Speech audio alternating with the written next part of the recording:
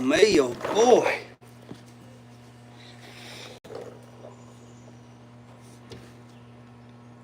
Elko, Chevy Addict, Tulu, TJ is hot. Alright, so let me show you what's been going on, boys and girls. Been a lot of stuff going on. I gotta go to daggone. I gotta go to the hardware. Alright. Ooh, back on this for today. Well, actually, multiples. So, got the bumper put on.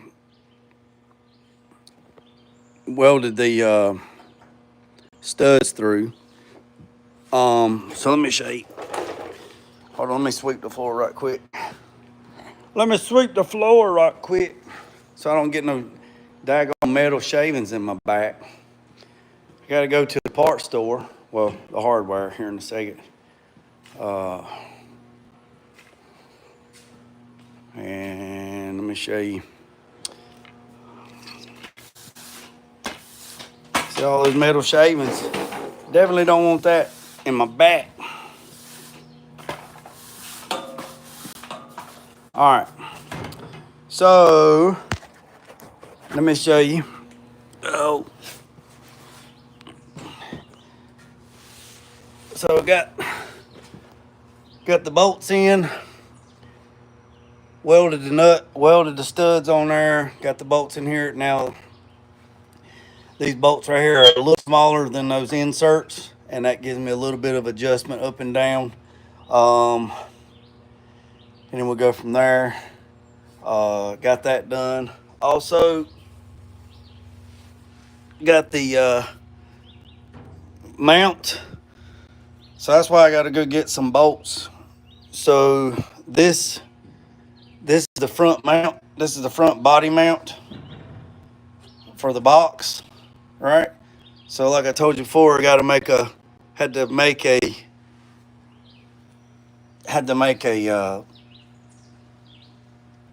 can't even think, body bushing bolt. Yeah, whatever that is. Yeah, damn, it's hot, boy. I tell you what, this heat takes a lot out of me. Yeah, so this right here is the mount on the front of the chassis, right? So it's drilled in and it's got an insert all the way through. It's been welded.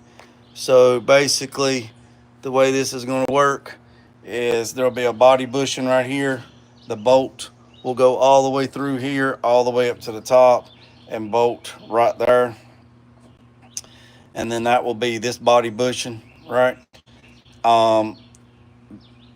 This bushing here I got to make.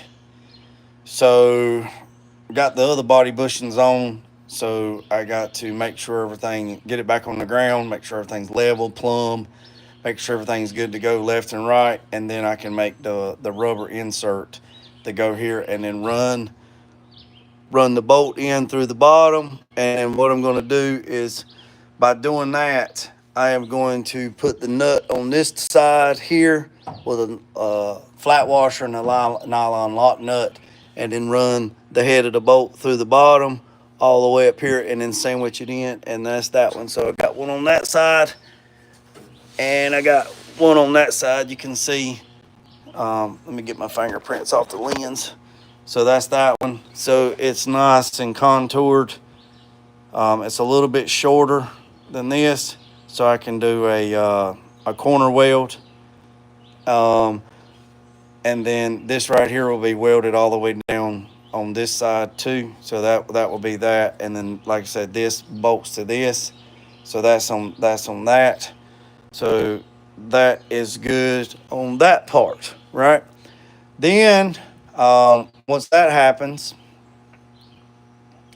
then let me get out from underneath there and I'll show you. Yeah. So then,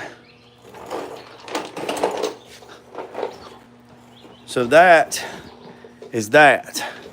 So once this is bolted down to this, then this will be solid, and then I'll go back there to the back, and I'll bolt this bolt, the one in the middle, and the one at the back. And then once all those are bolted, when I say the ones in the middle and ones in the back, what I'm talking about is actually wearing a Jimmy Crack corn right there, that one right there.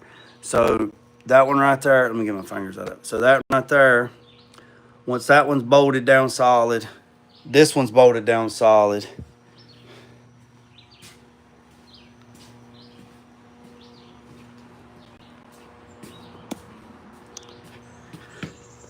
And the two at the back are bolted down solid. Then I can come through here and start making the same concept as in the front. There'll be a body bolt bushing here to grab this bolt, and then there'll be another one right here to grab this one, and then there'll be another one right there to grab that one. So there'll be one there, one there, one there, actually four. Yeah, so there'll be one here, one here, one there, and one there. So there'll be four on this side, and there'll be four on this side and four on that side. Right? So once that's done, then yeah.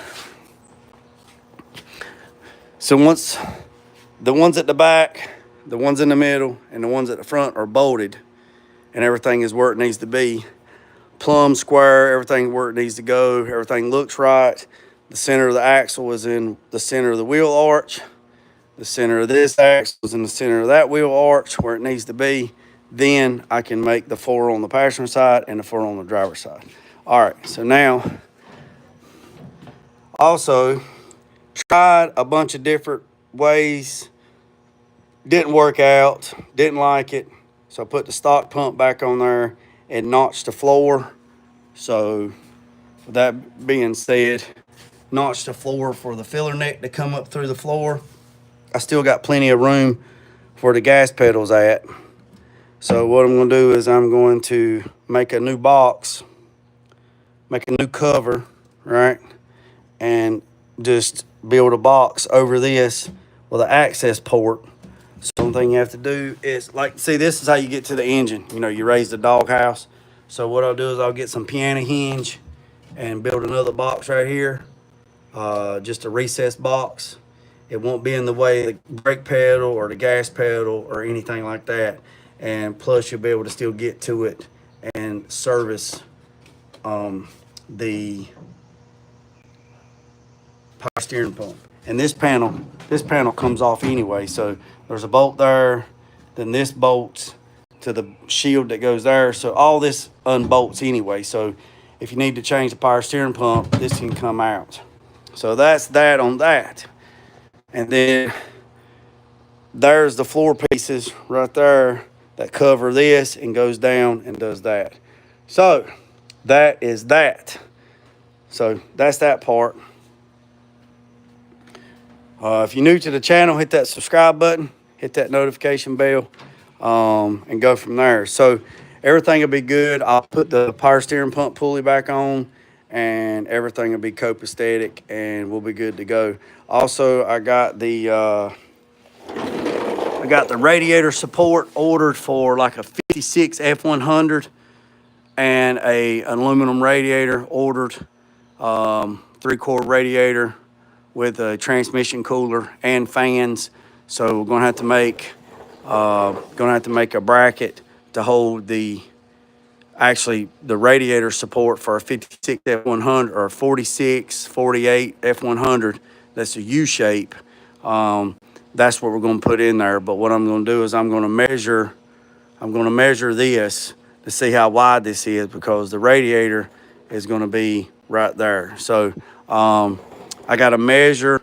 I know I think it's 46 to 48 F100s had a 46 to 58 F100s had a radiator support that you could take out and take in, that was held in by 2 bolts at the bottom. Later on, it was built into the core support. So this right here is a 58 chassis but it's a 61 F100, a p100 box. So it's a 58 chassis that I built. So I need a 58 core support and a new radiator. So I can come in here and make some tabs on the back side of this, and bolt the radiator and have it where the radiator's there. So that is that on that part. Once it's all the way down, the body is bolted down to the chassis and the front, the middle, and the back. Then what I'll do is we'll go from there, and then I will cut the bumper. Actually, we'll measure from here to here, and then I'll go on that side over there and I'll measure from there to there, and then whatever the distance is, I'll take and cut the bumper. I'll cut the bumper, and then let's just say it's 3/8 of an inch, right? So if it's 3/8 of an inch, we'll cut the bumper, and then we'll take 3/8 of an inch out. We'll put the bumper back together and then weld the bumper back. So that will be tucking the bumpers in, and also the distance between here and here, whatever that is, measure that, make a template, and then cut some 3/16 plate, and then run the 3/16 plate all the way around to fill in this void right here. Also, this void here that you see here also will make, so this piece right here will come over, come back, and probably break up, right? Or break down, I hadn't decided. And then this will be boxed off of this, so the bumper will be boxed in to cover this void up all the way across, so you can't see. Yeah, sort of like that, Elko. So I'll make this all out of 3/16, or 3/16 plate, or 1/8" plate. I got a bunch of it, so we'll just break it up and then fill in this void all the way across. So it'll be, you won't be able to see this, because this is where this thing sets at, and then I don't want to be able to see this, so I want all this to be smoothed out. So basically, it'll be easier to make it off the bumper, come off the bumper and weld, because you take the bumper off and then weld it and then clean it and grind it to bring it in and angle it up, and just give it like an 1/8" gap all the way across, or 3/16 gap all the way across. Same thing on this side here. Whatever it measures from there to there, take and cut the bumper and tuck it, and then grind all this flat, beat it down, grind it flat, make it silky smooth. And same thing with the front. Going to take a license plate and put the license plate up here and mock up a license plate, and then probably weld up these holes and then drill new holes for a license plate, and then weld nuts on the back side of it, so you don't have to get on the back side, and then put a light, and then I can put a license plate up here, and then just run my fasteners in to hold it. So that's that on that. So got that going on today. Got a lot of trash, man. Fan crashed and that. So on the Impala, got all the wires done, zip tied, wire loomed, got all that done. I got to go to the hardware, or to the parts store. They called me and said all my stuff come in. So here is the wires. Now I'll wire loom all this after I'm done. So these are the 2 wires for the compressor. This is the trigger wire right here. So this is the trigger wire.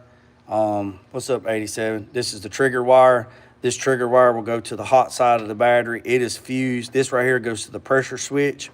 So it acts like a ground. So it don't have to be. I guess it could be fused. These are the 2 lines that come in from the compressors. Like I said, I got the compressors. I'll just pull it down. I'll show you.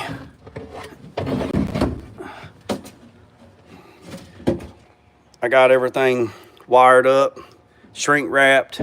Like I said, I'll come back and wire loom all this. Still waiting on the water trap. It says it should be here this week, but I can go ahead and plug this with an 1/8 inch plug and plug this, and I can go ahead and fire this up and get it running and make sure everything's good to go. But like I said, I got enough lead.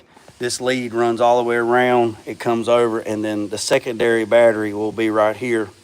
But I will wire loom every bit of that with wire loom. Everything on the board, I'm not going to wire loom because it really don't need to be wire loomed. We're going to use the same board that was already in the car, but everything up to the board, I'm going to wire loom. So all this will be wire loomed all the way out, just because I'll wire loom it, and I'll wire loom it all the way down to the fuse. So these are the fusible links. These are the 30 amp links. So this is 30 amps, this is 30 amps. I made this little bracket to hold these. So this is pump number 1, this is pump number 2, this is pump number 1, this is pump number 2. Like I said, these are the relays, 30 amp relays. This is 30 amp for this one, this is 30 amp for this one, right? So these are 23 amp compressors. That's a 30 amp relay, that's a 30 amp relay, this is a 23 amp, right? So that's that. So that's that, right? Everything is independent. Here's the grounds. So the grounds are gonna come over to right here to this main lug. Then I'm gonna run a 10 gauge wire. I'm taking this red one off like I told y'all the other day. I'm gonna run a 10 gauge wire from here, right? A 10 gauge wire will run from here all the way to the ground lug that's right there. That's the ground lug. Also, the secondary battery will be right here. And then I will also run a 10 gauge wire from the battery all the way back around to this lug right here, which will be ground. So this thing will be double grounded. It'll be grounded here, and it'll also be grounded on the body, right? It'll be double grounded, right? Now, with that being said, this wire here, I got the car jacked up. I got some jack stands underneath the front. This right here, this, what is this right here? What is this? What is this? What is this? What is this? What is this? I don't even know what gauge it is. Hold on, I'll tell you. I don't know. But anyway, I pulled this wire out. I'll jack the car up. I was gonna say truck. I'll jack the car up, put jack stands underneath it and blocks. And then I'm gonna crawl underneath it, and I'm gonna run this power wire all the way up to the new battery, right? So I'm gonna clean all this stuff out. I'm gonna run it up to the new battery. And then I'll wire that up and clean all this up. Again, don't get lost in the woods for the trees. For the rest of it, I'm just getting the air ride hooked back up so I can pump it up and pump it down so I can get it out of the shop. But remember, all this is coming out anyway. We're snatching this engine and transmission out. We're gonna media blast the firewall, the tubs. We're gonna fix them holes in the firewall, and I'm gonna repaint everything in the engine compartment. So it's gonna be, look, it's gonna be sexy smooth, right? Gonna put a new battery tray in, this one right here. It don't look like it's, just clean it up. Once it's blasted, all this will be cleaned up. And then I will put a rubber mat right here and then secure the battery. These ends right here will be replaced. You know, they're non-existent. This right here will be fixed. All this stuff will be nicely connected and fixed and stuff like that. So that is that. Let's see. That is about it on that. Yeah, so like I said, I went to the parts store yesterday and AutoZone and pulled my shopping list, and they said that they would have everything pulled. There was some stuff they didn't have. It's supposed to be there this morning. It's 4 o'clock now, so I'm sure it's there. So I needed some 10 gauge wire, some cable ties. I needed 2 batteries, 2 24 batteries, or 24 DLE Duralast Gold batteries. I need some battery posts, some ends, some shrink tubes, some butt connectors, battery hold down, and some J-bolts. So that's all that. So that come up to be $424.40. That was my pool ticket. They text me and said everything's there. So everything I do is a cash ticket. So everything will be cash. So the hold downs and the battery hold downs, that's for the secondary battery, will be right here. And then once all that's done, I will clean this up. I will fix them little holes here and there. I will seam seal everything that needs to be seam sealed. And then I'm probably going to do like my boy 87 did, and I'm probably going to get some of that Rust-Oleum or bed armor, roll-on bed liner, and do it with a 3-inch nap roller and re-roll everything, the whole trunk, and in a 3-inch roller bed liner, and call it a day. I got some plugs, some body plugs for those right there. I got a whole sack full of those. Got them off of Amazon, so I can plug all those holes right there that for whatever reason they're open, and then the trunk will be done. Like I said, I used the board that was already in the car.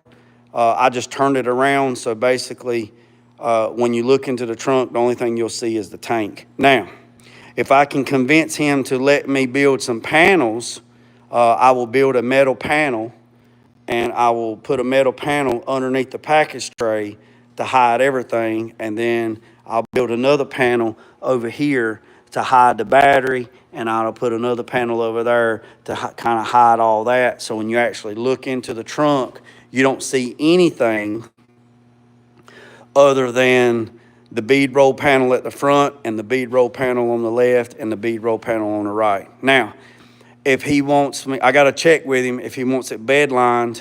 I'm going to bed line it anyway, but then if he wants me to spackle paint it, because they were originally spackle painted, and then a rubber mat thrown down, I will get the speckle paint and I will paint the whole trunk in the speckle paint like it was supposed to be from the factory, and he can get the little pleated bed liner or the rubber mat and throw it in there.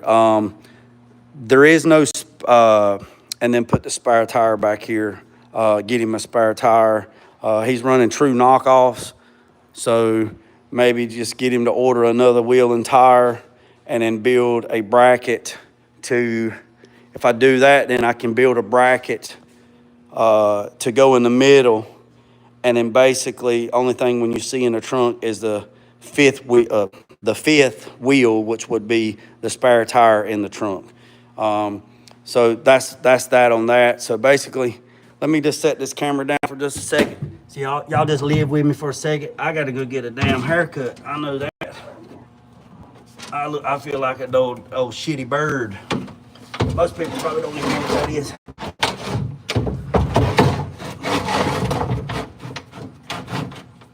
Basically,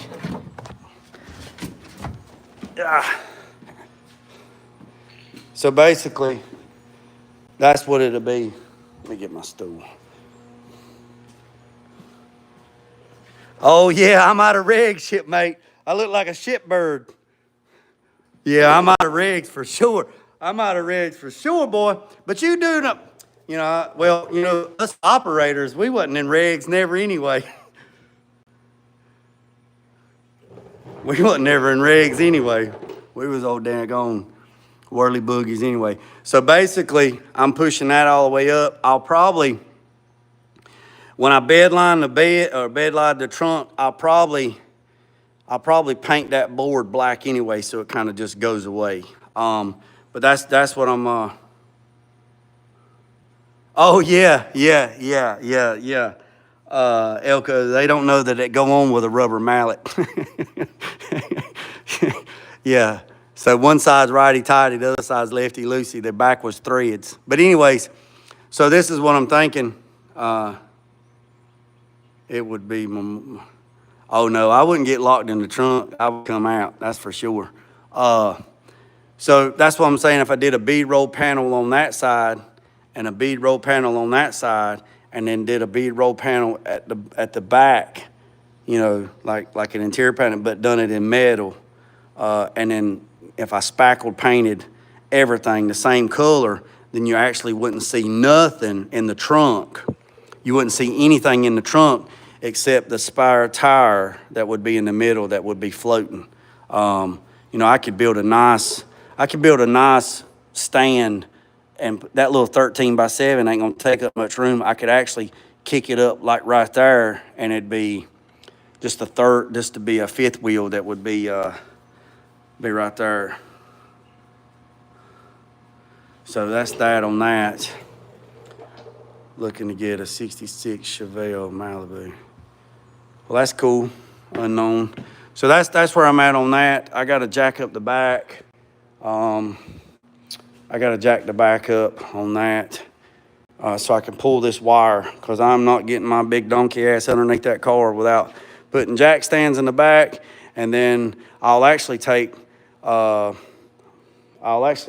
jack stands, and I actually take a tire, a rim, a tire on a rim, and slide it underneath the car, underneath the frame, just in case, just for a safety. But I need to pull that wire all the way through the frame rail, or up through the frame rail, come up through here, and then get it all the way up to here. And then like all this wire right here, we got some empty hoses right here. Like I said, there's a lot of stuff that I don't know what goes to, but we'll get there when we get there. See, this wire right here didn't even have an end on it. And then go from there and fix that. But like I said, also got the fuel regulator. Hey, 87, I didn't know if you knew this, but Holley's EFI fuel regulator system has been discontinued, and they have stopped shipment on all fuel pump EFI fuel regulators till the end of the year.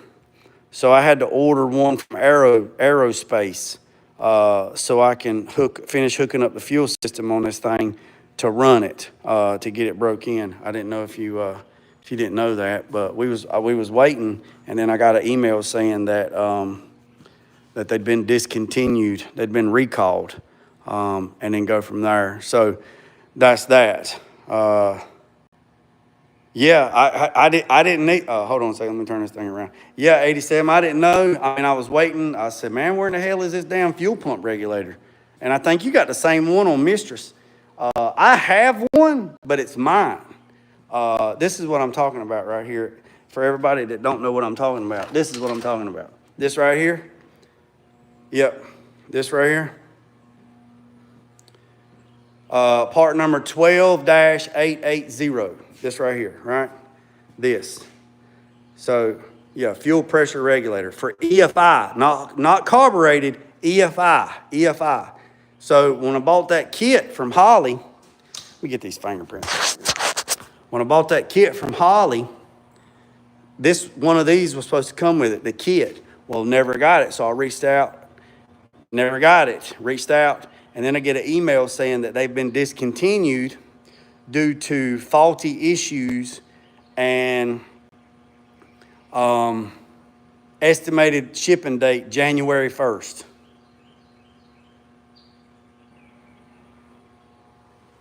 And I'm like, what? So I called Holley, and Holley said that they've been discontinued because of whatever reason. This one is mine. This is my personal one, right? So I was going to take this one and hook it up to that thing and do all that, but I don't have the gauge because I took the gauge and I used it on something else. So I'd have to buy a liquid filled gauge and all this and piece it. I said, man, I'm not piecing it together, because if I'm going to piece it together, might as well just buy whatever I'm going to put on the car anyway. So I got to looking at different ones, different quality, whatever, and it I ended up going back to Aerospace.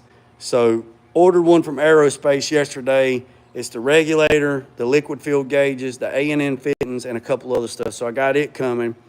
Then somebody said, well, why don't you buy one from Evil Fuel? Look up 12-1282 for it. Yeah, that's the one. That's the one that's discontinued. This one I have is 880.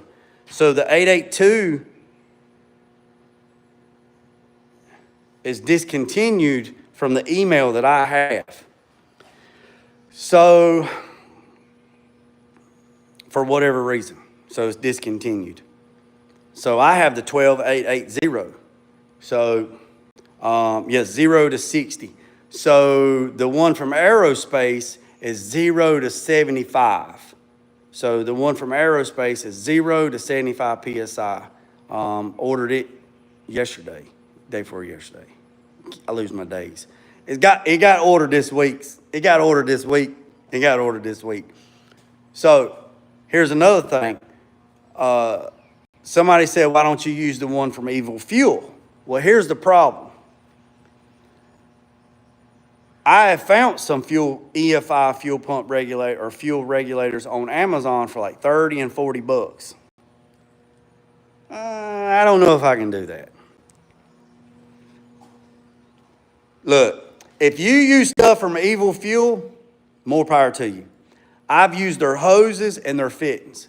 But when it comes to stuff like this, fuel pressure regulator, I'm probably going to make some people mad. If you use the one from Evil or the one from Amazon, and if you can get a fuel pressure regulator for EFI for 38 bucks, that is a gamble. That is a gamble. It might work, it might not. Mites grow on chicken's ass too, so it is what it is. But I cannot, in good conscience, take and buy a $30 fuel pump regulator or fuel pressure regulator and put it on that engine right there, where this Sniper 2 system has to have an X amount of fuel pressure, and I put a $30 fuel pressure regulator on there and put it in there, and it half-ass works and a half-ass don't work, or it does work, it don't work, whatever, and it causes issues for me and my client, and come to find out that you spent all this money on good stuff and then you chickened out, you petered out on a damn $30 fuel pump regulator, right? If you do that, that's on you. Now, if my client tells me, says, hey, look, let's just put one on there from Amazon for 40 bucks, I'm going to say this: you get what you get. I'm not saying that this Holly one or this aerospace one get here that it might not go bad. Yes, it might go bad. Then again, it might not go bad. That's the gamble with buying parts. You can buy brand new parts and they're still bad. But the quality control that we hope for parts that have a name on it has a little bit better quality control, Q&A, than something that's from Amazon that's $20. Now, I know I'm probably going to make somebody mad, and that's okay. That's your right. You can be mad, but it is what it is. You know what I'm saying? It is what it is. It is what it is. If it hurts your feelings, then go talk to your mama about it. You know, it's okay. That's what your mama's there for, or your grandma. Maybe they can coddle you. I'm not here to coddle you. You know, if you want to second guess your stuff, then that's okay. I use a lot of stuff on Amazon. Don't get me wrong. Like this right here, like this fuse box right here, this right here. This is from Amazon. I've never had no issues with these. Never had no issues with these. None whatsoever. They work really, really good, right? But relays and stuff that's important, I'm not going to put cheap stuff on a client's vehicle because I'm not going to do it. Now, if my client says, hey, I don't want to spend $300 for a fuel pressure regulator, and I'm going to say, okay, not a problem. Let's put one from Amazon on there, and it's 40 bucks. And I'm going to say, okay, fine. Then you give me permission to put it on there, and I'll put it on there. And it is what it is, all right? I'll get one from Amazon that's $30. I put it on there. The car cranks up. It runs half-ass. The computer comes up and says it don't have enough fuel pressure, or it does have enough fuel pressure, or it pumps too much fuel pressure, and it floods it out. Whatever happens, happens. And then the client says, my car's not running right. What's wrong with it? And I was like, I don't know. I have to look at it. And then come to find out that it's not getting enough fuel pressure, or it's getting way too much fuel pressure, right? And then I say, what's a bad fuel pressure? Oh, crap, well, I need you to fix it. Well, guess what? You're going to pay me to fix it again, right? Now, not saying the same thing about the aerospace. Now, the aerospace is a good part. The Holly's a good part. Phytech's a good part. Fast Fuel's a good part. I'm not saying that a brand new aerospace $300 fuel pressure regulator won't go bad. That's not what I'm saying. But it's more likely that it won't go bad versus it will go bad. You just can't put cheap parts on stuff. And if you do that, then you have to be transparent with your client to say, hey, look, this one's $30, this one's $400. Which one do you want to put on there? Let's put the $30 one on there, okay? Then you take the $30 one, you put it on there, and it breaks. Now you got to take it off. Now you got to send it back to Amazon. Now you get another one. Then you got to take this one off and put that one on there. Then you got to do this. And then 6 months later down the road, you can't send it back because it's out of warranty, and you have to buy another one, this and that and that. You might as well have just bought this one. Right? Yeah, let's see. Yeah, 87, that's right. So for example, you're exactly right. You were exactly right. So on the C10, out there on the C10, let me tell you how good, well, I can tell you how good of a relationship I got with Holly, and I know 87 can testify this too because he has testified that he's had good relationships with Holly. So let me tell you this, right? So this truck right here, right, had a Terminator X system on it. By the time I got the system on the truck, it had been 6 or 7 months before I got to the point where we was going to hit the switch on that thing to fire that thing up, right? Once I got it up, my handheld went bad. It went bad. The screen went out. And when I'm talking about the handheld went bad. 6, 7 months after the fact, this right here, the handheld went bad, all right? I know that there's no warranty on it. It's been 6 months. Been in a box for 6 months. Been in a box for 6 months. So I reached out to Holly, talked to a guy on the phone. I said, hey, look, check this out. I got a Terminator Max system. Here's my invoice. Here's where I bought it. It's been 6 or 7 months. I know it's not under warranty. I got a problem. And he said, what's your problem? And I said, my handheld quit working. And he said, what is it doing? And I said, it's not doing anything. It's not coming on. It's not doing anything. No power, no nothing. And I have power. I said, it was working, and now it's not working. He said, give me the number off of the back of the computer, the PCM. Give me the number off the back of the computer. I flipped it over. I gave him the number on it. He said, what's your mailing? He pulled it up and he said, is this your mailing address? I said, yes, sir, this is my address. He said, you'll have one tomorrow. And I was like, what? He said, you'll have one tomorrow. I said, well, how much is it? He said, nothing. I said, do you want me to send you the old one back? He said, nope, it's no good. Cut the cord off of it and throw it in the trash can. And I said, what? He's like, it doesn't work, does it? And I said, no, it don't come on. It did work, now it does not work.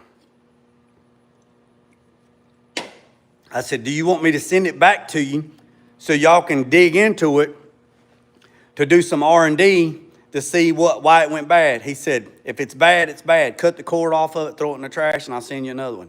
The next day, this was like early that morning when Holly opened up. The next day around 11 or 12 o'clock, the FedEx truck pulled up and I had a new handheld and I plugged it up. 6 months had went by. 6 months. And they replaced it. And didn't even want the bad one back. Didn't even want it back. Yeah, people talk shit, but they never call the company. Yeah, 87, I never understand that. You know, you get online and you talk, I mean, look, they're people just like us. You know, they shit between 2 feet just like us. They put their pants on one leg at a time. Now, if you tell me you put your pants on both legs at the same time, please video that and send that, because I want to see you jump off the edge of the bed into a pair of damn blue jeans with both feet at the same time. Don't happen. Don't happen. I was missing some fuel lines when I installed them, so I called them later. See, that's what I'm talking about, 87. If you just call these companies, man, and say, and be nice about it. Be nice. Don't call and say, hey, man, let me tell you something, you sorry mother. Then you ain't going to get nothing, man. I'm like, I can't help you, dog. Can't help you. Treat people with kindness, man. If you show people compassion and respect, they will show you the same thing. That's right. It's called being professional.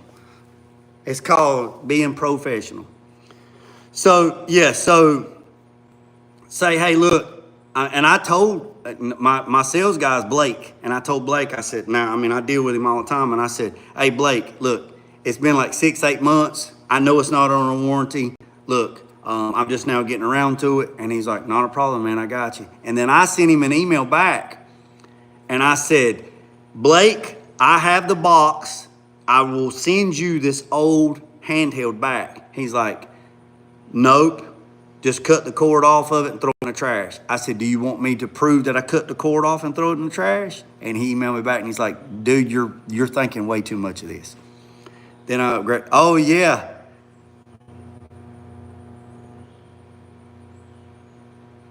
Yeah, you're right, 87.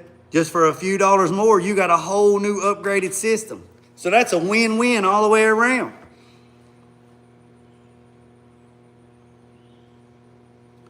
Hell, I send stuff back to Amazon, so what's the difference? Simple call settles it all. Oh, yeah. Oh, yeah, Naomi, they are still good companies out there. If you call and you're like,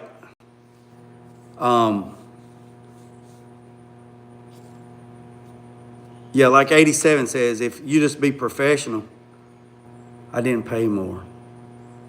Oh, then I misunderstood. I thought you had to pay the shipping back. I must have misunderstood. It's the heat getting to me. So that's that. I just wanted to jump on here and show you that and show you the stuff on the box van. I gotta burn this. I gotta get this trash burn off. But this is what I got done today. Got these body mount bolts brackets made for the body mounts. Right there. You see those? Let me get down here. So I got those made right there. So those are the cab mounts. I got this one made. I got one made at the back, or I got a set made at the back. I got the set made at the front. And then got that one made. And then got that one over there made. Got the power steering pump put back on.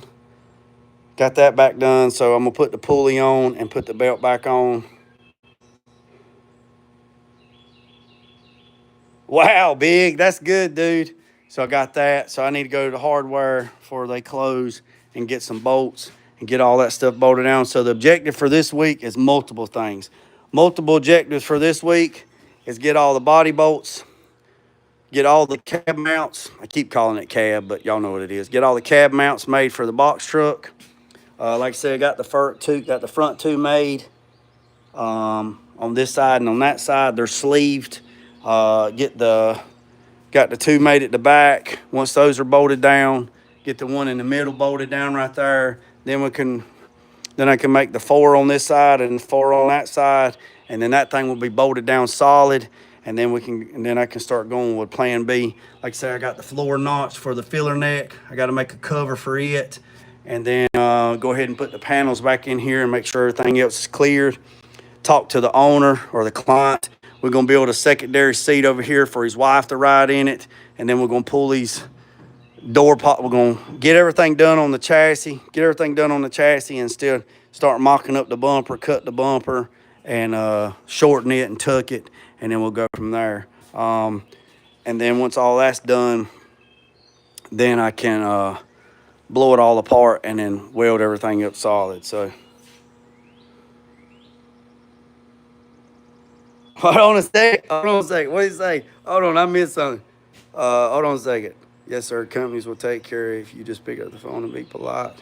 I swear, man, you don't stop. Every day you get more shit done than most people do in a week. I appreciate it. I appreciate it.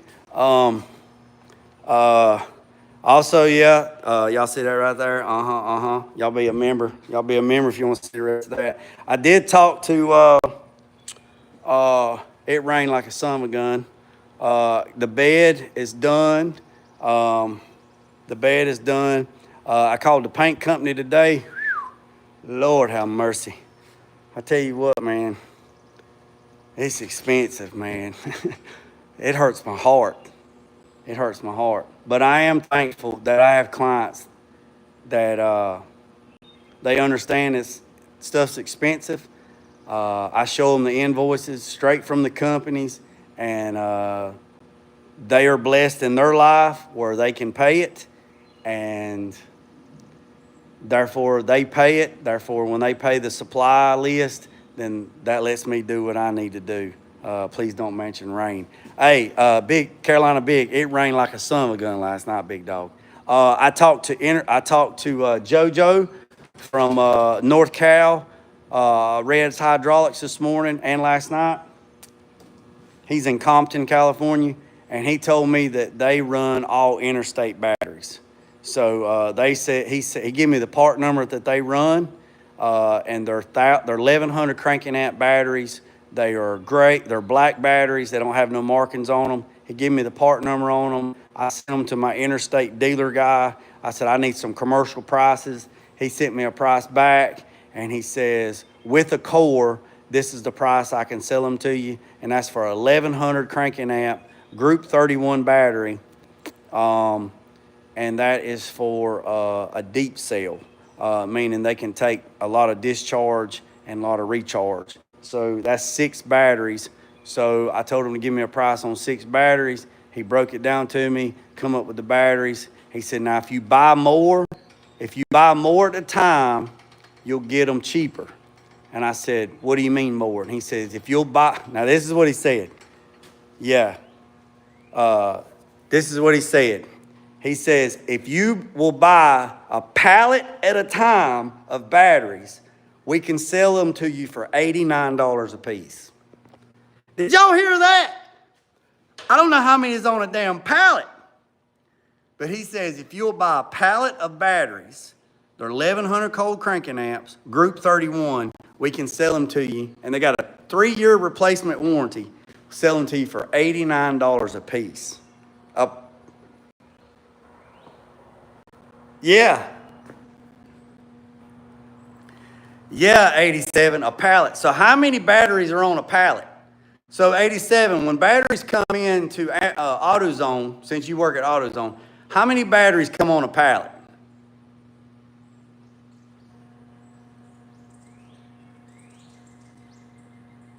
I know, right? So 87, right quick. How many batteries come on a pallet?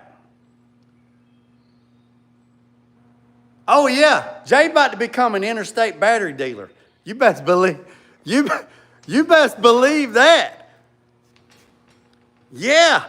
So they retail for $229. They retail for $229. So I priced one just by itself on Amazon. It's $229 a battery. All right. He said that if I said, well, I need 6 of them, and he give me a price, but it's not $229. It's way lower than $229, but it ain't $89. He says, if you buy a pallet of them at a time, I'll sell them to you for $89 a piece with no core. And I'm thinking to myself,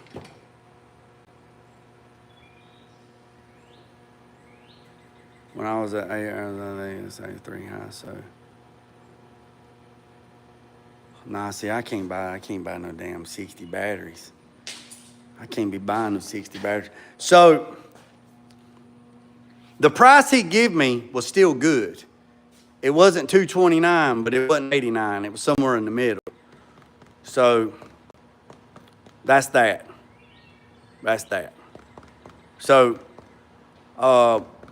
I got to get the measurements on one battery. So what I'm going to do is up here at the BP, my guy, I think he says he can get one. He has one or gets one or got an old one or something.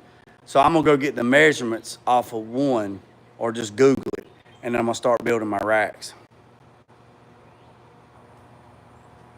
Yeah, so they're pretty stout. Yeah, they're pretty big. Yeah, they.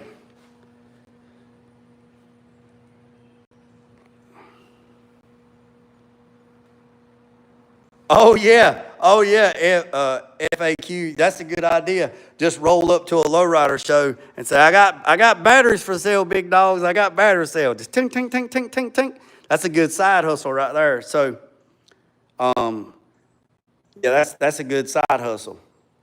But like I said, I don't know. I'll have to look into that and see. But JoJo from Reds, he said they use Interstate.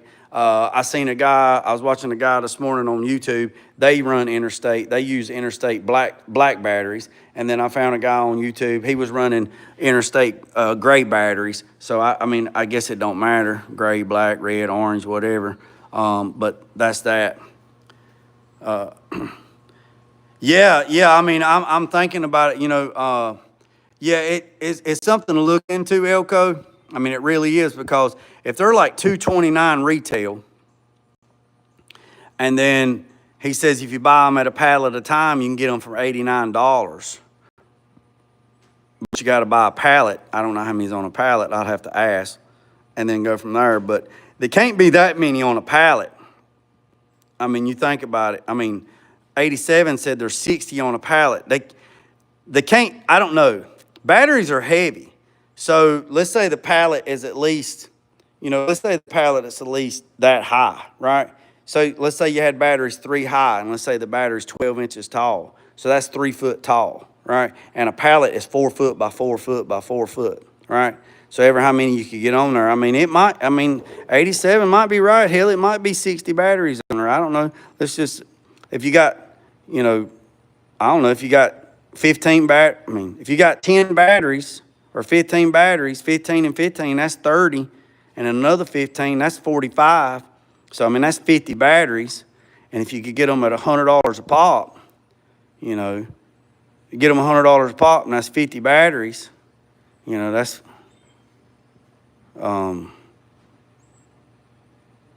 that's 5 bands. That's $5,000 on batteries.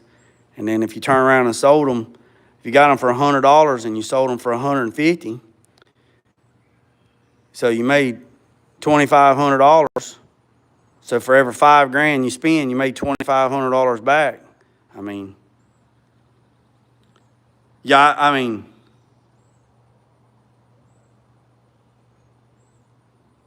I found it in a ditch. That right there, I found it in a ditch.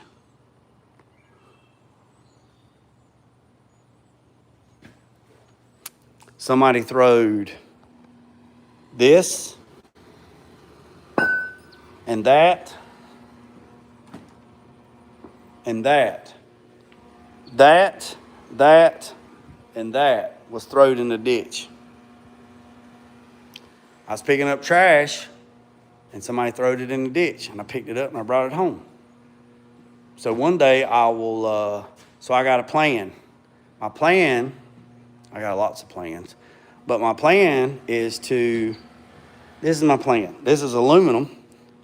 So I just told you, I found it in the ditch. So my plan is, I found these in the ditch. So what I'm gonna do is I'll take the stickers off, I'll clean them up, and then I'll cut some, so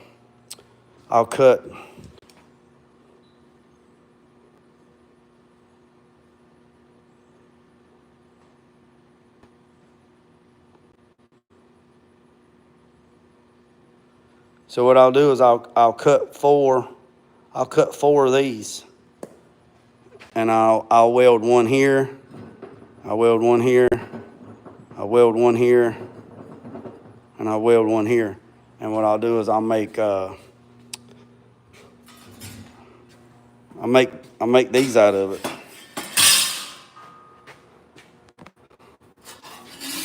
I'll make some of them out of it.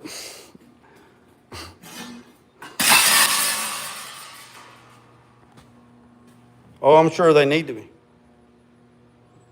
I'm sure they need hydro testing. I don't care. These are CO2 canisters for drink machines right here. That's what these are.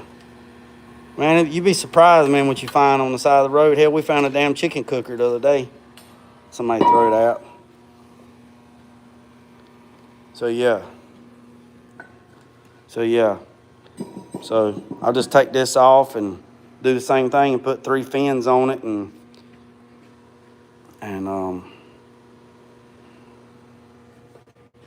hell, fill it up with concrete.